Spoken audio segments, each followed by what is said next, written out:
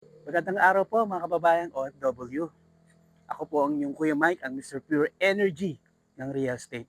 Ang ahenteng tapat at may puso. Naghahanap po ba kayo ng property na habang nasa ibang bansa kayo ay napapakinabangan po ng inyong pamilya? Tara po, samahan niyo po ako.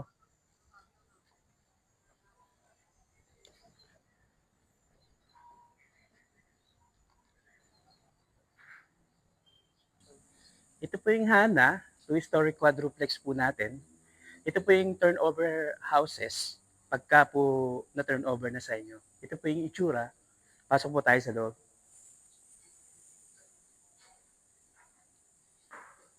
Ito po yung living area natin. Pwedeng dito po yung ating dining area or pwede nyo rin naman balik na rin. Depende po sa inyo. So, ito po yung ating toilet. Ito na po siya pag na-turn over sa inyo. Naka-tiles na po siya, meron na siyang sink, and at the same time, syempre, meron na pong bowl. Ito po yung service area natin. So, pwede po kayong dito maglagay ng labahan.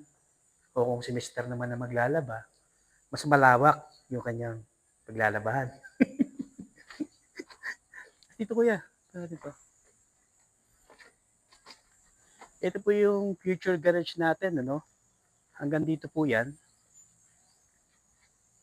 Kasi yung lot area po natin, kabuuan po niyan is 80 square meter. Yung ating pong floor area, kabuuan po naman yan is 54 square meter.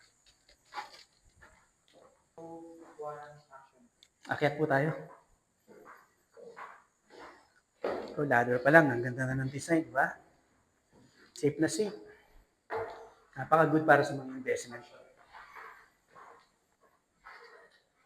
Pagkakit po natin dito sa second floor, meron po tayong 3 bedroom and 1 toilet din po.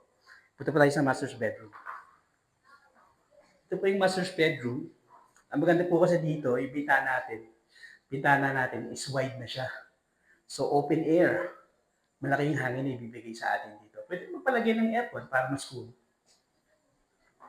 Dito po tayo sa bedroom ng bata. Ganun din po dito, no? Yung bintana natin is malaki na po. Ang maganda po kasi lahat po ng bedrooms natin, meron na siyang mga bintana kasi lalaki dito.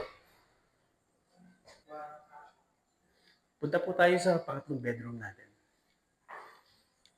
Dito po sa pangatlong bedroom, ganun din po, meron din po tayong malaking bintana. Kung wala pa po kayong anak, pwede nyo itong gawing office din, no? Or guest room. So habang nasa ibang bansa po kayo, hindi po nasasayang yung pinaghirapan mo. Hindi lang po ito sa bahay, kundi ito investment po para sa inyong pamilya. OFW ka man, pagdating mo dito sa Pilipinas, may sariling bahay ka na. Message mo na ako.